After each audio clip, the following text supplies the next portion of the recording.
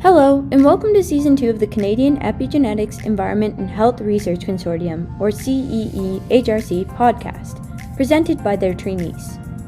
The goal of this podcast is to chat about some of the explosive and infinitely interesting research happening in the realm of epigenetics, and particularly among the brilliant scientists here in Canada. We hope you enjoy this episode. My name is Sarah Dada. I'm a PhD candidate in Dr. Meaghan Jones' lab at the Michael Smith Genome Sciences Centre at BC Cancer. I'm joined by my co-host, Benjamin Lebeau, a PhD graduate from Dr. Michael Witcher's lab at the Lady Davis Institute at McGill University in Montreal. And today, we have the good fortune of hosting Dr. Meaghan Jones. Dr. Meaghan Jones is Assistant Professor of Biochemistry and Medical Genetics at the Max Rady College of Medicine in the University of Manitoba in Winnipeg. Dr. Meaghan Jones follows the curious line between the environment and cell mechanisms, including in utero and early life and among aging. Hello, Dr. Jones. How are you? Very well, thanks. How are you? Good. We're doing great too. Could you tell us a little bit about your research in your own words? Sure. Yeah, you did a pretty good job of summarizing. You mentioned a lot of different things, and it kind of sounds like a bit of a grab bag, which is kind of true, I guess. I like a lot of things, and so I work on a lot of different things. So I guess like my training, I started in a genomic imprinting lab, so I've been studying epigenetics for a really long time, studying sort of how epigenetic marks turn genes on and off and things like that. And then for my postdoc, I wanted to get into a little bit more sort of applied research. So I went and studied sort of epigenetic epidemiology, but quickly realized that both of those areas of research have their strengths in different ways. Right? Epigenetic epidemiology gets at sort of real world exposures and what's actually happening in the world. But molecular epigenetics, you can really properly understand the mechanisms and how these things work together. So for my research program, what I've tried to do is merge those things together. So we do a little bit of both. I'm working with some birth cohorts. So we study DNA methylation and how methylation marks are altered by in utero exposures is one of our main research interests. We're really focused on inhaled pollutants. So cigarette smoke, air pollution, measured by traffic-related air pollution measures. Getting into some cannabis research a little bit as well, because we think that that's going to be an interesting line, given recent legalization in Canada.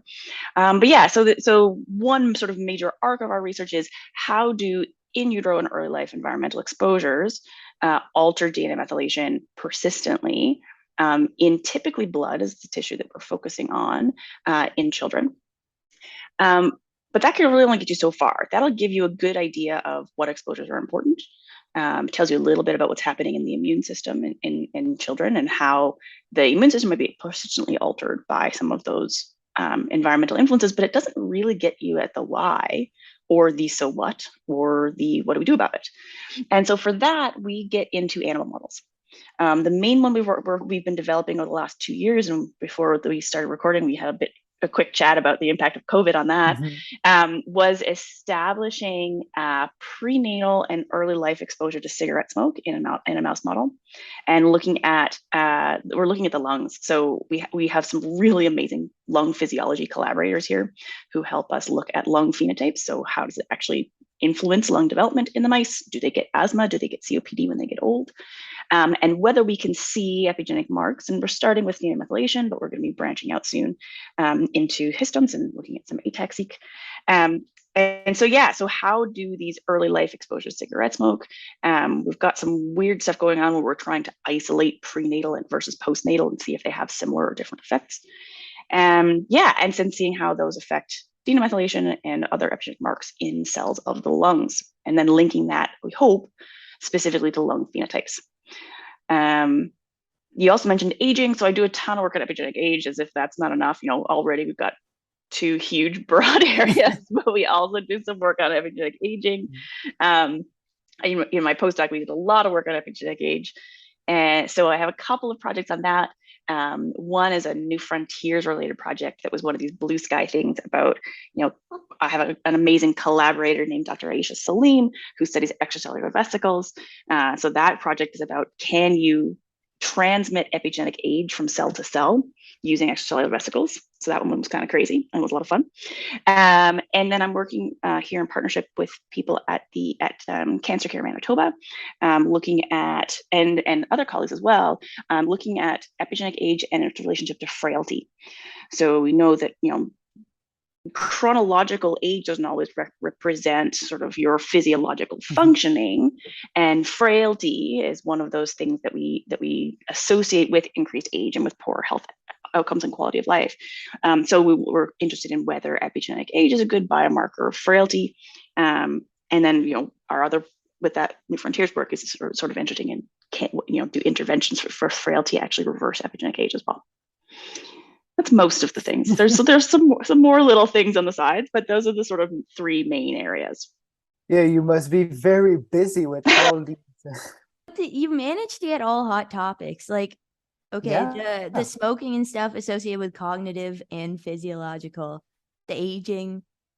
I think Jeff Bezos just opened a new company for anti-aging research, actually. He did, and he actually poached the two of the folks who developed early epigenetic clocks. So Steve Horvath, who developed one of the very first ones that worked on across tissues, and Morgan Levine, who was one of, I believe she was his postdoc, who created one of the more sort of biologically relevant epigenetic clocks. They both got paychecks and nice big job offers to go work for Jeff Bezos. So would you say your lab is mostly wet lab or dry lab? Well, almost exactly 50-50 right now. It may be slightly skewed towards computational. We're not a big group yet. Recruitment is another thing that's been a little bit challenging in COVID times. Not going to conferences and meeting people and things like that. But yeah, so I have a couple of students who are 100% wet lab. Actually, that's not really true. Everybody does a little bit of computational work in my lab, but I have a couple people who are 100% computational, and some people who are mostly wet lab, and a couple of technicians who do mostly wet lab work as well. And did the COVID affect the ratio of wet to dry lab? Because it's easier, I suppose, to do the dry lab during when the labs are closed. Yeah, that's a good question. Not intentionally.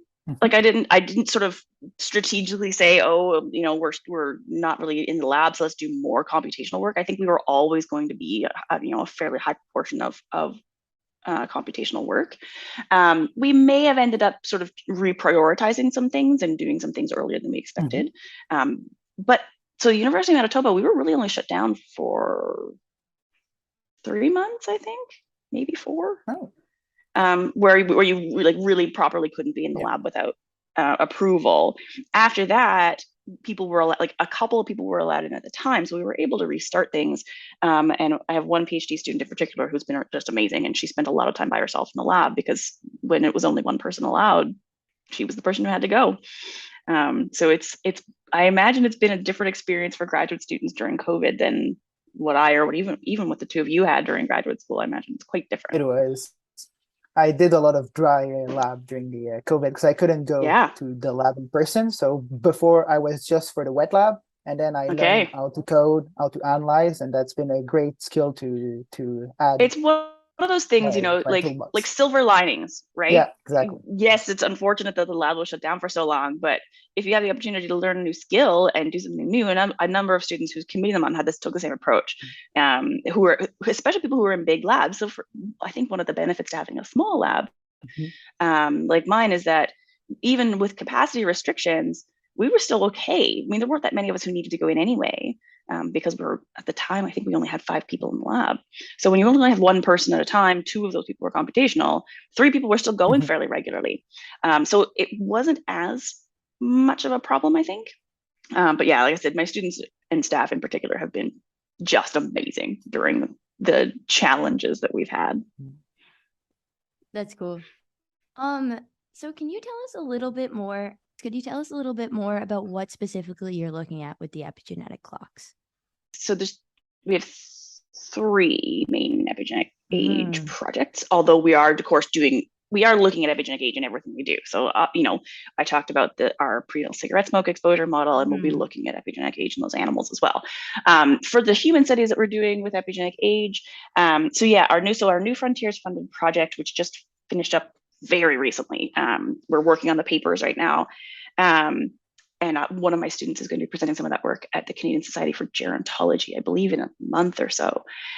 So that project was, so that's the extracellular vesicles project. It came about because Dr. Salim and I were sitting down one day. I think we were at a Christmas party for our research institute, and they just announced the New Frontiers funding line, which is we've needed something like that in Canada for a long time. These blue sky projects. And what is it? The New Frontier. New Frontiers in Research Fund, NFRF. So it started in, I think, 2018. They announced the first one. We just started, Dr. Salim and I. And so it's really cool. It's meant to be sort of interdisciplinary blue sky projects, right? Things that wouldn't get funded at NSERC or CIHR because they are too weird or don't have enough preliminary data, or they just don't fit well in the existing sort of silos of health versus basic science. And so she and I and Dr. Todd Duhamel, who's our partner, went in with this kind of crazy idea about, can you use extracellular vesicles to transmit epigenetic age? And we used frailty as our metric. So the idea is we had a population of community dwelling healthy people with a range of frailty scores. And our hypothesis was people who were frail were more likely to be epigenetically older than vice versa. And then we said, okay, if we take extracellular vesicles from people of the same chronological age, all the people in our cohort are about the same age chronologically, but people who are epigenetically older versus epigenetically younger, and we put those on we use cultured myoblasts. Dr. Salim is a physiologist and exercise physiologist, so she's really interested in muscle. So the idea was, can we alter epigenetic age differently in cultured myoblasts if we add extracellular vesicles from epigenetically older or epigenetically younger individuals? I wish I could tell you the results, but we're not quite done. We have the data, but we're not fully analyzed yet. I do know that Dr. Salim's group has been looking at mitochondrial function and some physiological outcomes in the cells, and did see really different outcomes using frail versus non-frail extracellular vesicles. But the epigenetic age stuff, unfortunately, is going to have to wait. Could this be linked to the phenotype we see if we mix the blood vessel of an old mice and a young mice? I saw a paper. The parabiosis experiment. That's what it's based on. Yeah. Yep. Excellent insight. So right? It's kind of bonkers. But we thought it was cool, and I guess the reviewers agreed. And it's been quite a lot of fun to work with. I learned a lot, because the physiology is way outside of sort of my area. And learning more about extracellular vesicles. It's been great. It's been a really fun project. Could the vesicle be the cause of that, or at least in a part? Well, that's the idea. So Dr. Salim, she's really the expert in this, she calls extracellular vesicles the emails of the cell. So it's one of the mechanisms that cells use to communicate with one another at long distances. So the idea here being blood, we're getting extracellular vesicles from blood, and blood travels throughout the whole body. But the extracellular vesicles of blood may not only be from blood cells, maybe from all kinds of other tissues as well. And so the idea is, if you have extracellular vesicles from an older cell, do they have something inside them? We don't know what it is, or something on them, because I believe they have stuff on the surface as well. So do they have something on them or inside them that is a signal that will alter the epigenetic age of a recipient cell? We actually went with people who were, I think the median age in our cohort is about 60. So these are mature individuals. We didn't have access at the time to really young people's blood, which of course would be even more interesting if you can really, really decelerate epigenetic aging, if you can use blood from really young people. But the idea was chronologically same age, biologically different, at epigenetically different ages. Do those affect epigenetic aging in recipient cells differently? Oh, and how do you measure the age epigenetically? Excellent question. So epigenetic age is measured by using epigenetic clocks. And so there are probably 25 different ones now. There's a whole bunch. The first one, I believe, was published in about 2012. And then there's been this sort of explosion of them. So epigenetic clocks are similar to many other kinds of biomarkers. They were derived from DNA methylation microarray data. So DNA methylation microarrays is the really common way that we use in humans, and now also when we can do it in mice, to measure DNA methylation at lots of different sites across the genome. And so as people started depositing, and sharing data from these epigenetic arrays, a number of people said, well, I wonder if we can use machine learning algorithms and to create predictors. And there's a bunch of them out there now. There's predictors of all kinds of things. You can predict whether someone smokes. You can predict whether someone drinks, although that one doesn't really work very well. But the one that people have been most excited about is you can predict someone's age. And so Steve Horvath was the person who created these first. And so the first major one, like I said, was published in about 2012. It uses about 350 sites of DNA methylation across the genome.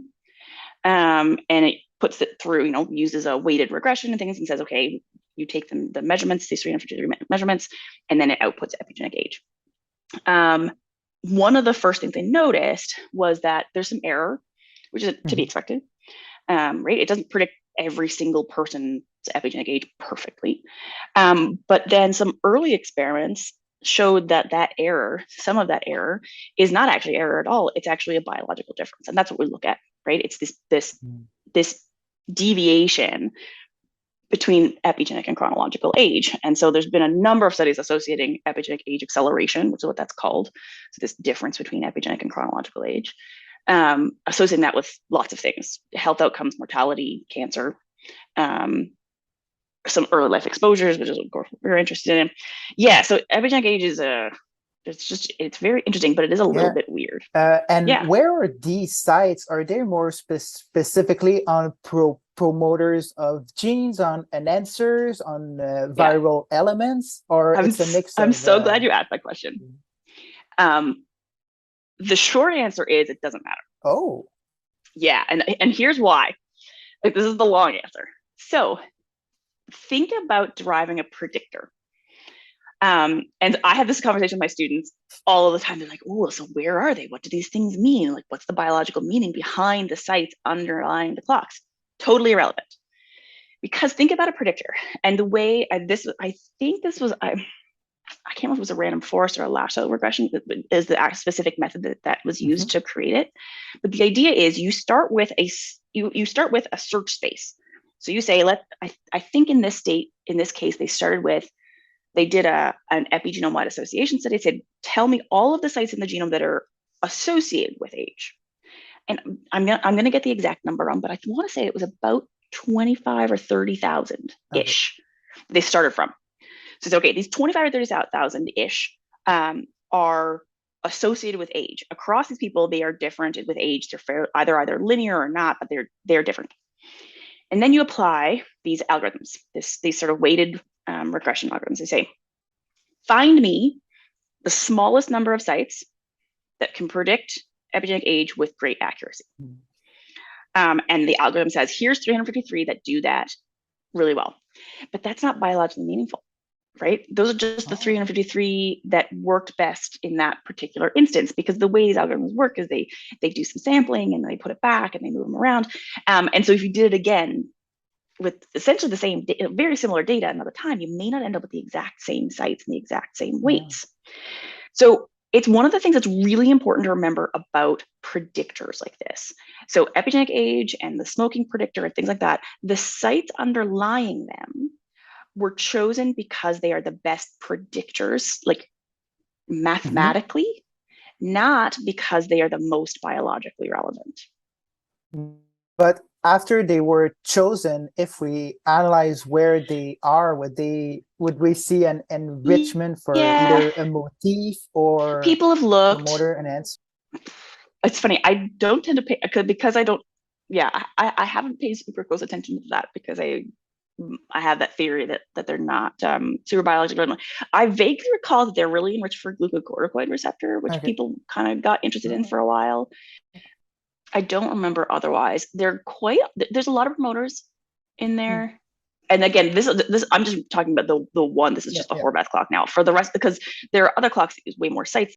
360 sites, like that's not really that many when it comes to how much space there is on the genome. So most of it probably would be in genes. Yeah. And just that concept is still kind of bananas. Yeah. How can you can measure 350 sites of methylation in the genome and you can predict someone's age. That fact in itself is kind of crazy. Yeah. That's wild. Yeah. Yeah. And do these sites vary if the cell line that is looked at is different? So if we take the samples from the blood or from the skin or from the muscles, would these sites be at the same place or would they vary? Depends on the clock. So some clocks were designed to be tissue specific. So there's some that work, like there's one that works just in muscle. Many of them were designed specifically for blood. The very first one, Steve Horvath's one, the one that's it was the most widely used until recently. It may still be. It was designed across tissues. So the training data that went into that included lots of different tissues. There was a big majority of blood because that was most of the data it was available, but it had everything. It had skin, it had muscle, it had colon samples. I think it had lots of different things in that data set. So it depends on the clock. Some of them are specific and some of them are more general. Are they all based on the methylation of DNA, or some are based on other mark like histone mark or ataxi? I believe, I don't know if there's a chromatin clock, but I've definitely seen at least one paper looking at chromatin age. These clocks are almost all exclusively based on DNA methylation. Some of them also incorporate some other physiological or biological information as well. But it's because of the microarrays. The microarrays is what made this possible, because you can measure right now 860,000 sites of methylation across the human genome for like $400. Yeah, that's very small. You can't do ChIP-seq on a bunch of chromatin marks for that. No. So that's one of those things that's really been technologically driven. The microarrays is what's made that possible. And the mouse methylation microarray just came out 18 months ago or so, I think. We just ran our first few this year and we're really excited about that because I think that's going to make another change. Sequencing costs were dropping, but not quite fast enough, I think, to result in that same data explosion. In the mouse field, people were sort of on the fence about investing in a mouse methylation microarray because sequencing costs were going down, but they didn't quite go down fast enough.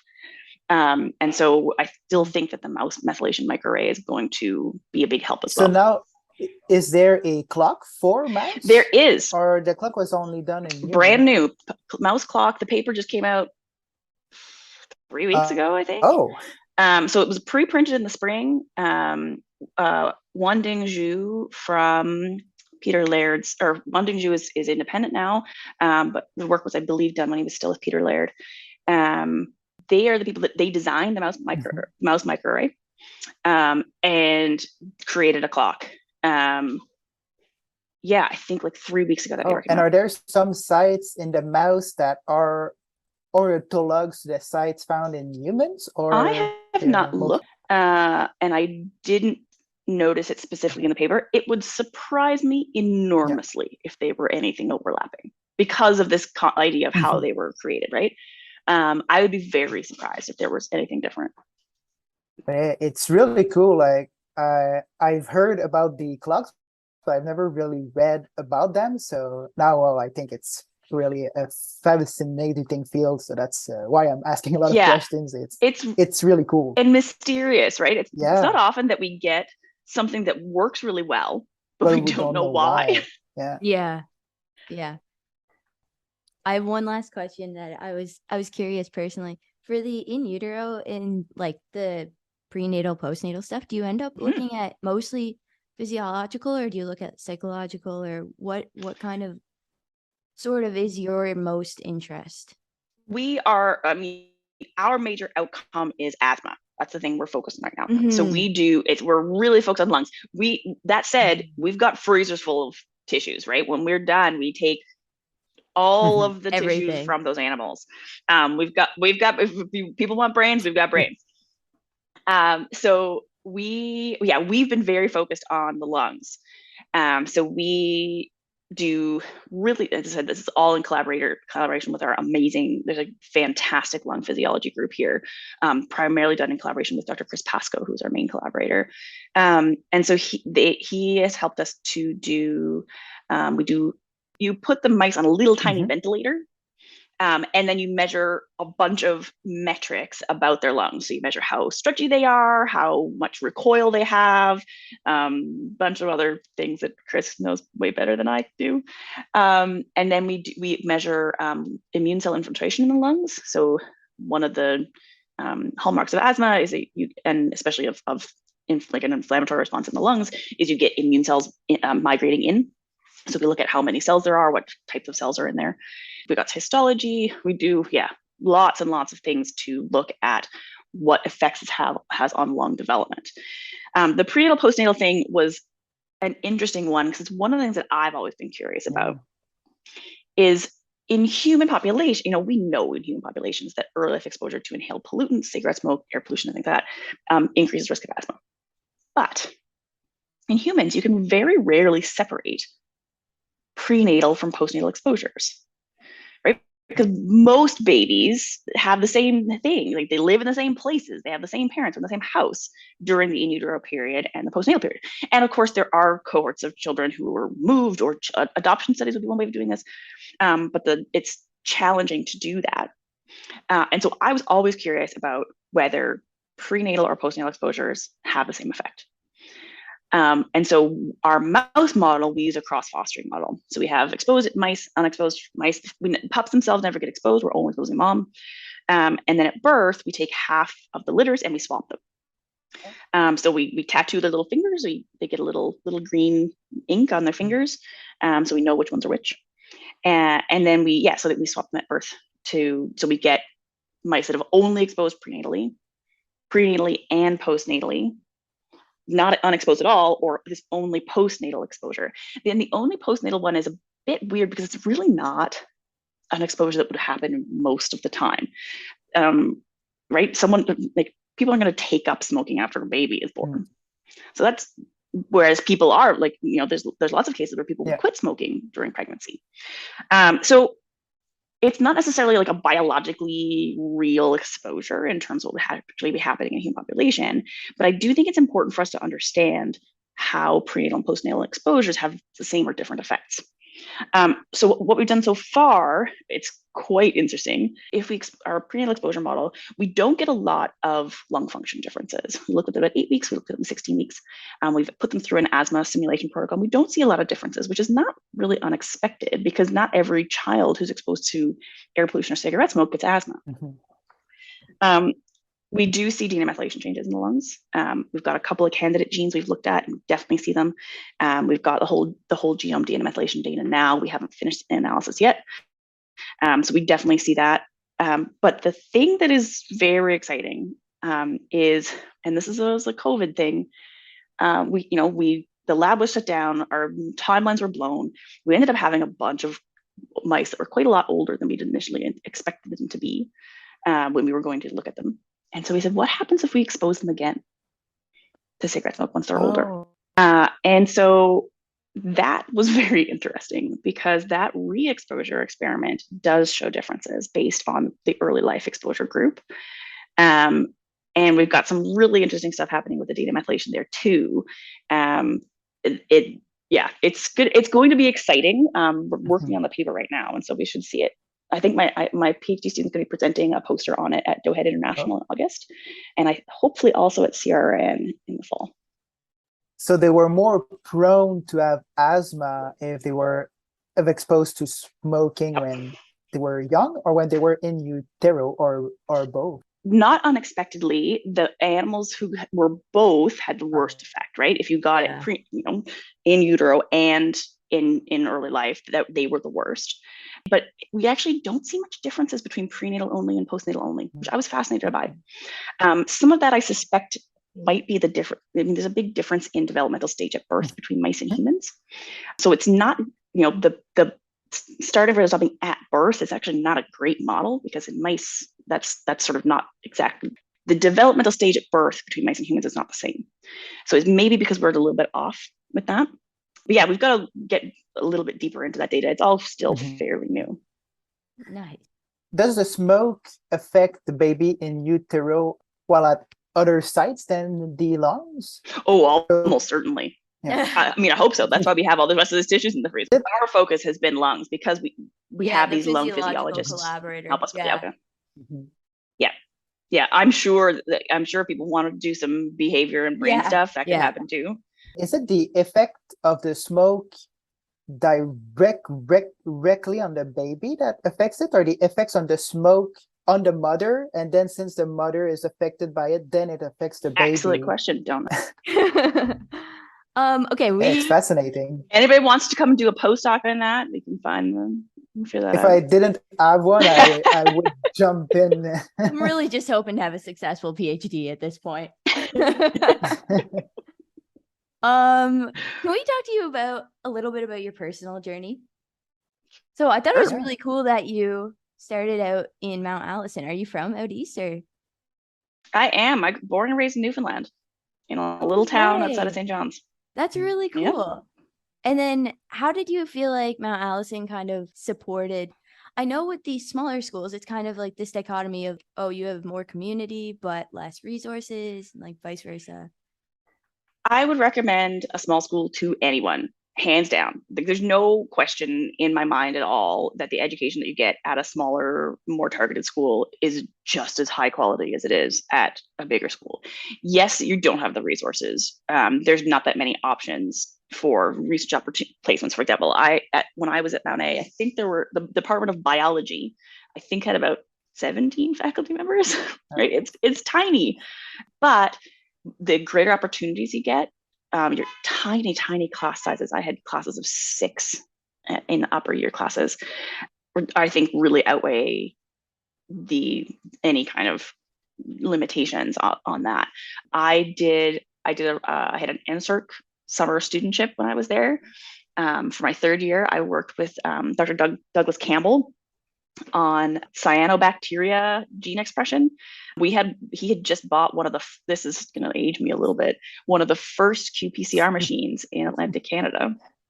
It was almost the size of a car. It was so huge.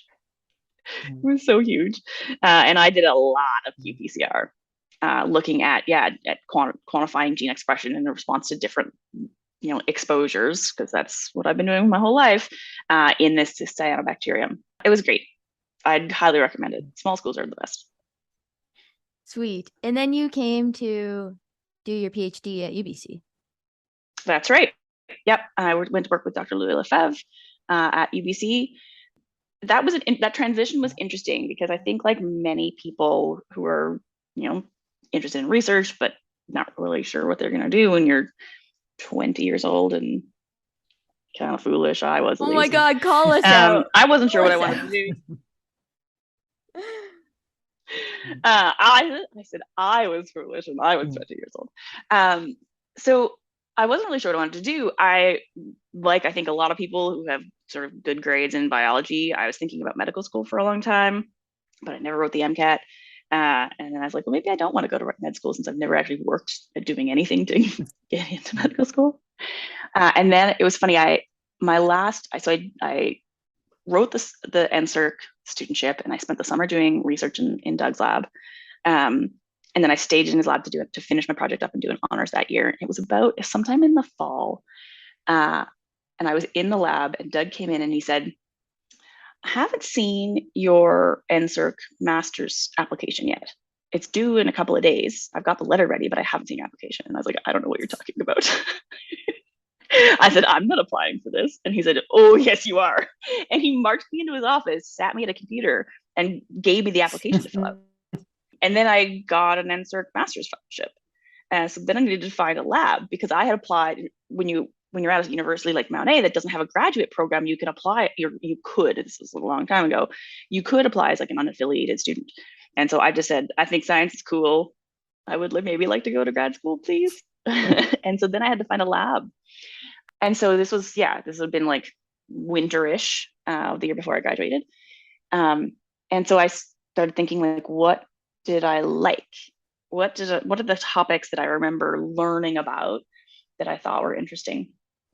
And one of the things that I always thought was super cool was the concept of genomic imprinting, the idea that some genes are only expressed from one chromosome and not the other, based on parent of origin. And I was like, this is cool and weird. And so I reached out to a whole bunch of people across Canada who studied genomic imprinting, and I ended up working for Dr. Louis Lefebvre. I was actually his first student, or his first PhD student for sure. Oh. He just started his lab at UBC. He'd come from Toronto, I believe. So I was the first PhD student in that lab. And so I did my PhD on, he had a really cool model. It was an imprinted GFP transgene. So if you inherited it from, I'm going to get it wrong now. It was maternally, this is embarrassing. In my own PhD thesis, which parent of origin was expressed? It's okay. It was paternally expressed. Yeah. I could just guess, but then someone's going to go look at the paper and be like, you were wrong. Anyway, I think it was paternally silent, maternally expressed. I'm not 100% sure about that. And so my PhD was figuring out why. It was imprinted. It was that GFP had been stuck in a region with a whole bunch of other imprinted genes, but it didn't necessarily follow any of the patterns in a way that made a lot of sense. And so I spent my PhD. I worked with stem cells. I worked with mice. I did a bunch of histology. It was the best PhD. I got to do so many cool different things because the whole project was, why is this imprinted? It was really cool. I loved it. That's incredible. Cool. And then you wanted to learn some. Sorry, you guys are doing some really good job not laughing at the cat. I'm laughing at you, actually. That's why we've been talking. Trying to do this conversation while I have a cat on my head licking me in the face. I wanted to learn some computational stuff, and I was really interested in getting a little bit more proximal. So when you do basic science, my PhD was very basic science, but we were CIHR funded, and so it was a lot of this basic science work is going to help because, and then some like interesting links, but you have to stretch a little bit to make basic science fit in what CIHR is really looking for sometimes. And so I said, I would like to try something that's a little bit more proximal to actual people. And so then I wanted to learn epigenetic epidemiology. And so then I went just across the town. So I was at the Life Science Institute at UBC, and I went over to BC Children's Hospital to work with my COBOR. But there's actually a bit of a gap in the middle there. So when I finished my PhD, like many people, I had not, this is like now I'm revealing a lot of information about myself, but it seems like classic me. I didn't really have a good plan of what I was going to do next. And so I actually worked for a little over a year, as a research manager for the Department of Medicine at UBC. So I left science for I think it was almost 2 years together, worked there for a little while, and then I just missed it too much. And so I came back. But it's one of the things I say to my students all the time is like, there's this like feeling that in academia, you need to follow this one path. There's the thing you need to do. You do your PhD, you have to go somewhere else. You have to do a postdoc. Maybe you do a second postdoc, and then but like, that's not like my path was none of those things, right? I wasn't going to go to grad school at all until somebody made me. Had an awesome PhD that I loved, but I was like, this seems hard. I don't think I want to do it. So I left and went and did something else, but I missed it. So then I came back to the same university, did a postdoc, and then ended up as a faculty here in Manitoba. So there's no I don't know. I appreciate you sharing it because you do hear that stuff and you're like kind of intimidated walking around being like, I can't wait to get my 5th postdoc. It's very interesting. I mean, being fortunate has a lot more to do with that path than I think like actual necessities of the steps on it. I've been very, very fortunate, right? I had a fun, awesome PhD time. I loved it. My postdoc was really great. And then there was a faculty job that fit really well at the time that I was looking. So I don't think that there's any like the prescribedness of the academic path, I think is less important than being fortunate and having the things come when you need them, which is like, sounds a bit fatalistic, but kind of true. No, it's nice. Yeah, and having the passion for it too. Like, we can really feel your passion for the subject and for science. For sure. So it's really great. Yeah. It's true. I do love my job a lot. I know there's a lot of I'm on Twitter, and there's a lot of negativity out there right now about the academic world, and I see it and I feel it. As a woman in science, I've experienced it. Seeing my colleagues who are people of color in science, I see that too. But this is a really great job. I don't know, man. People give you money to go explore things. You get to mentor students all the time. You get to sort of find people who need or want that experience and mentor them and see them grow. It's the best job. It's stressful, not gonna lie about that.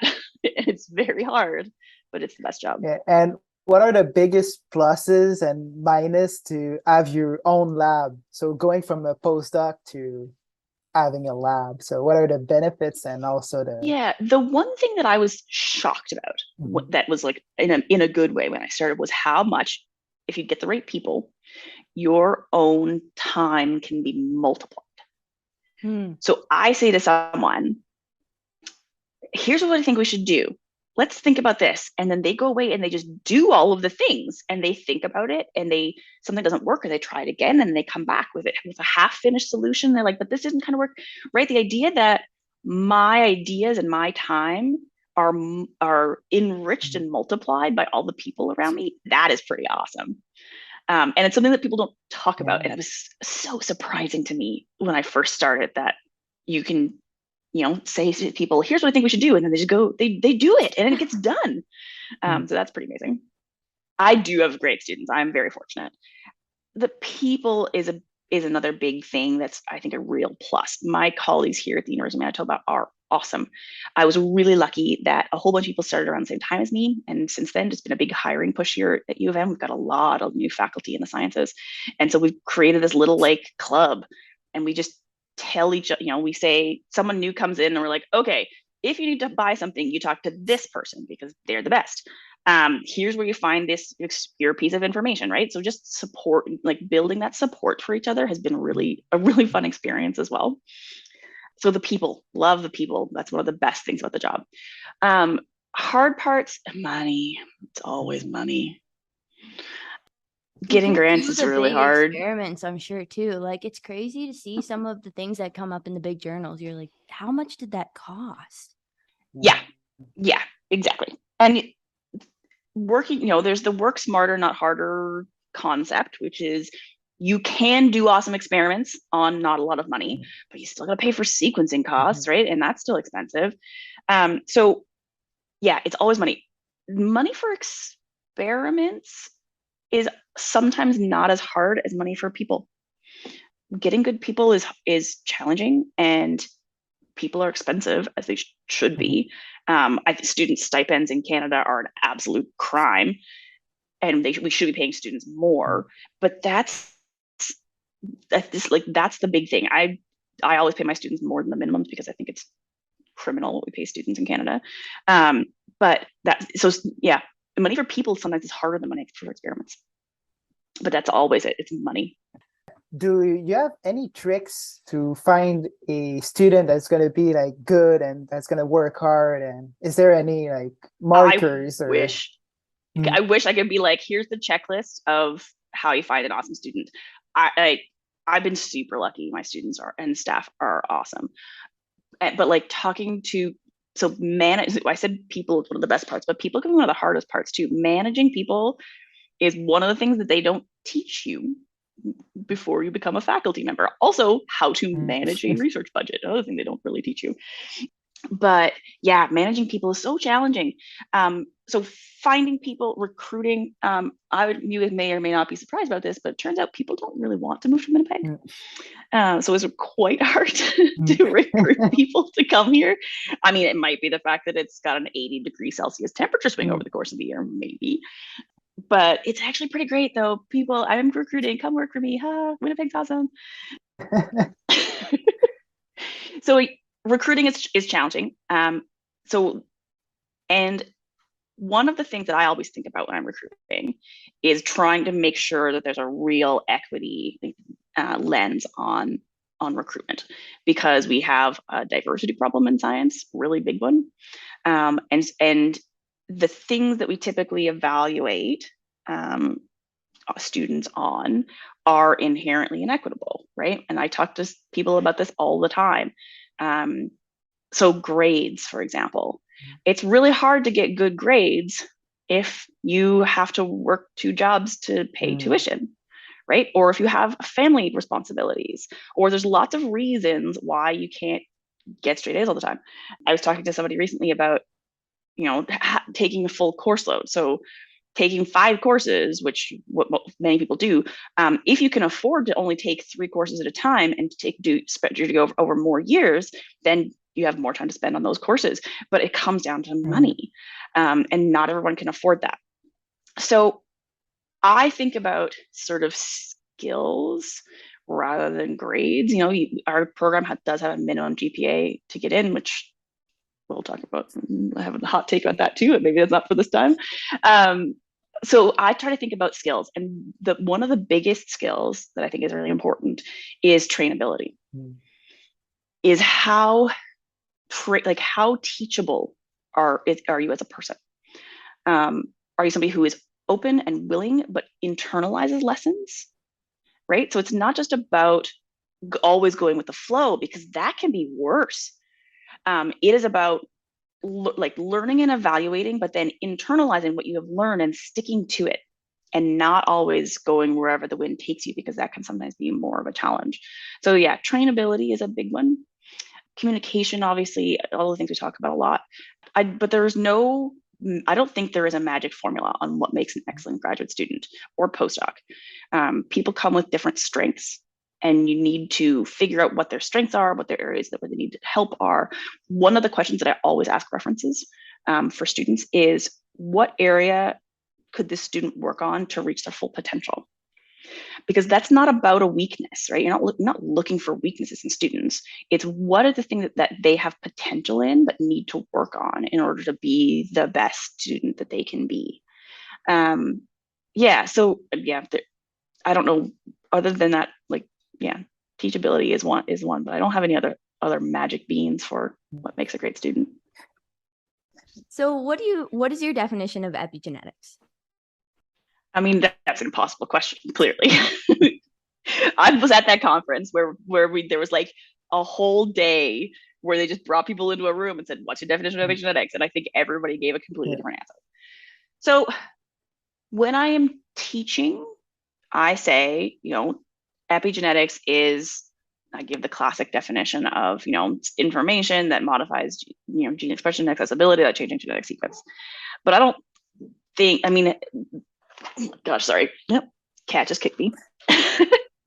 But it's really limited and broad at the same time, right? That definition is both too specific and not specific enough. Yeah. When I'm talking to the lay public, my favorite way of describing epigenetics is cellular memory. So when I give a broad overview talk to a more specialized field, I say it's cellular memory. The major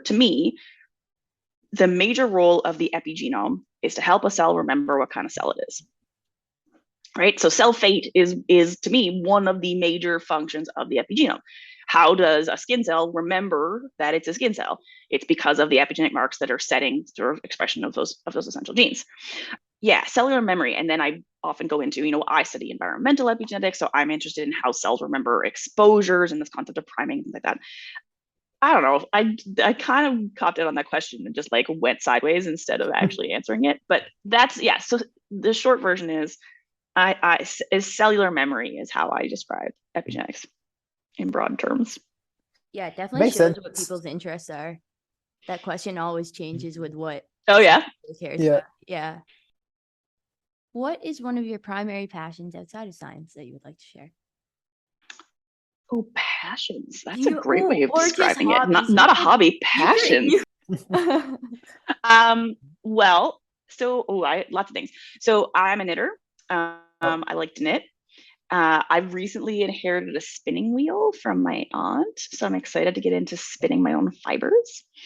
So fiber arts generally I'm into. Right now, my big thing is my vegetable garden. I have a huge vegetable garden that is kind of my baby.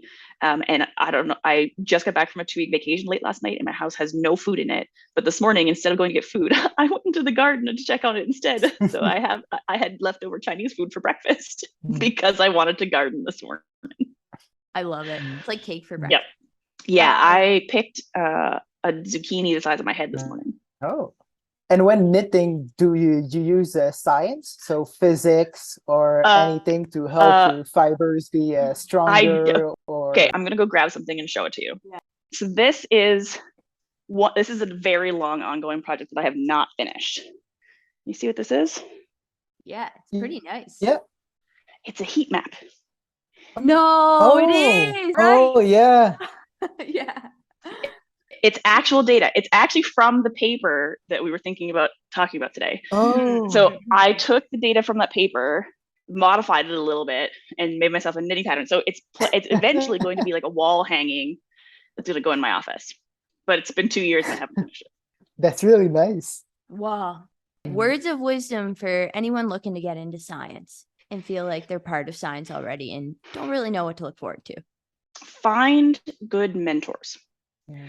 And this isn't not your supervisor, and this is not your formal academic mentor who's going to be part of your program. These are lifetime mentors. They can be peer mentors, but find the people that you trust that have the same values as you and that are going to stick with you, that you can come back to whenever you're making sort of big decisions. They don't have to be in the same field. They don't have to be in academia even, but find mentors that can help, that you can talk to. Yeah. Yeah. Well said. Nice. Mm-hmm. Let's say 5 minutes to talk about this paper because I liked it. So it's a bit embarrassing that paper is still a preprint. It's been 4 years and I just haven't finished it. So this is like what words of wisdom: finish your postdoc papers before you leave, because it turns out when you start your own lab in a pandemic, you never will. Postdoc papers never get finished. We do have a revision. Mm-hmm. I brought on somebody who's still in Mike's lab to help me finish it. It'll get published eventually, but yeah, it's a little embarrassing. This paper is titled "Differences in DNA methylation of white blood cell types at birth and in adulthood reflect postnatal immune maturation and influence accuracy of cell type prediction." And the first author is Dr. Jones. She did it when she was in her postdoc, as she said, in Dr. Cobra's lab. This research uncovers DNA methylation profiles of peripheral blood leukocytes and how the myeloid and lymphocyte cell fates are reflected by methylation changes between newborns and adulthood. The research focuses on the facts that a given cell type will change over time as cells differentiate and function develops, as well as the fact that different types of terminally differentiated cells will have a very distinct methylation profile. Her results determine the profiles of CD4, CD8, T cells, NK cells, B cells, granulocytes, monocytes, and red blood cells in neonates and adults, and have implications in health determination as biomarker of in utero exposure. Yeah, I think that's a good summary. I'm gonna just say flat out, I never thought about CD4 and CD8 T cells before birth. I actually didn't even really think about the fact that the thymus had a function before birth. And so this was a really crazy paper. Yeah. Yep. And it's the fact that so that was one of the most interesting findings about this. It's funny, the back end of this story is what we were trying to do was create a cell type prediction algorithm for cord blood, because at the time one didn't exist. This paper ended up going in a different direction because we ended up realizing that this was a harder problem than we thought. And so we ended up digging more into the biology, which is why the paper is about cell type differences and differences between cord and adulthood, because it was really easy to predict cell type proportions in adulthood and quite challenging in cord blood. And one of the reasons we found out is because CD4 and CD8 T cells, you can tell them apart immunologically, right? Mm-hmm. They were sorted by flow cytometry. Some of them had CD4, some of them had CD8. But in terms of DNA methylation profiles, they were almost identical, and they were very, very difficult to tell apart. Yeah, it was very surprising. We didn't expect that, but then when we talked to our immunologist colleagues, they said, well, yeah, okay, I guess they're not mature at this point, so they don't have necessarily as specified a function in cord blood, which is why, in terms of demethylation, they were so similar. The other thing about it about cord blood that's so weird is, of course, red blood cells. Because in adults, they don't have nuclei, but in cord blood, I think it's something like 10 to 30% of red blood cells still have nuclei at birth. And so you get DNA out of red blood cells, which is bananas. Yeah. And they are unbelievably weird in terms of their methylation profiles are very strange.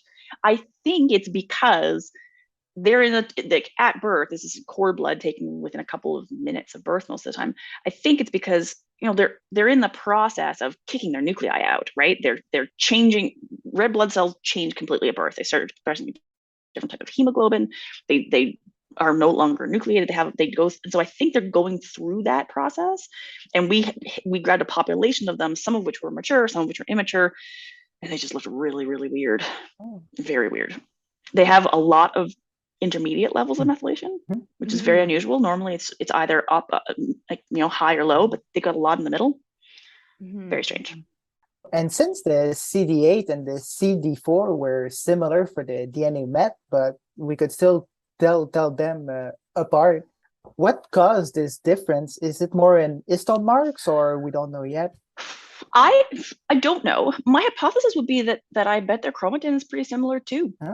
I mean, what I would really like to see, and we didn't have, was, and I'm sure somebody else has done this, but RNA-seq. I'd be curious to look at their expression profiles to see how different they are at birth. I'm sure this exists somewhere. I've just never done it myself.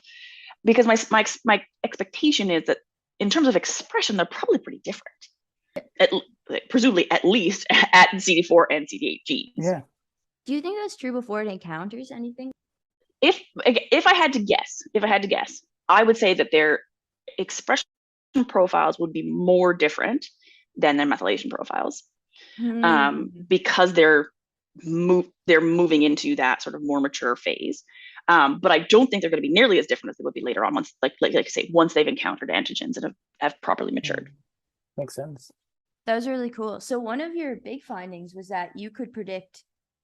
So basically, they were this paper. You were looking at all these CpG islands that could maybe show the difference between cord blood and adults. Interestingly, the myeloid cell types showed a very different pattern, where 18% of differentially methylated CpGs in granulocytes and 79% in monocytes were cord blood QTLs. So yeah, if you could just that was surprising. Yeah. So okay, a little background on the paper. So we were interested in the differences and what happens when these cells mature. So we were looking at cord blood and adult blood within a cell type. So we said, if we're comparing cord to adult within CD4 T cells, within monocytes, what are the differences? But it was challenging because they weren't the same people, right? These were anonymously donated samples. So we had cord bloods from babies and then adult bloods from other people. So genetic factors were definitely going to be something that was going to be a problem here. And so we had identified these lists. So for each cell type, we had a list. We said, here are the sites that are differentially methylated between cord and adult in each of these cell types. And for monocytes, it was mostly things that were probably genetic. So there were actually very few differences between cord and adult DNA methylation, specifically in monocytes. And that was our immunologist colleague was flabbergasted by this initially, but then said, well, I guess it kind of makes sense. And then wrote something really nice in the discussion of the paper. I imagine that. That's pretty cool. Yeah. I thought that that was incredible. Was also spreading. I thought it was really interesting. I worked with Dr. Lebeau for a bit, actually. Oh yeah. Yeah. And so Dr. Lebeau was the immunologist who worked with us, and he was so helpful and supportive, and we owe him the paper. He's so nice. Because one day, I promise, it'll come out. I know. Yeah. Okay. Well, if you're out there in the ether, this is a really cool paper that will come out soon. But for now, it's in bioRxiv, and it's worth looking at because it's really cool. I really like this intersection of immunology and epigenetics. I think it might be my favorite. So yeah, thanks for hanging out with us, Dr. Jones. I really thanks for having me. It was a lot of fun. Yeah, it's been really cool. I enjoyed it a lot. Cool. Always happy to chat. Yeah.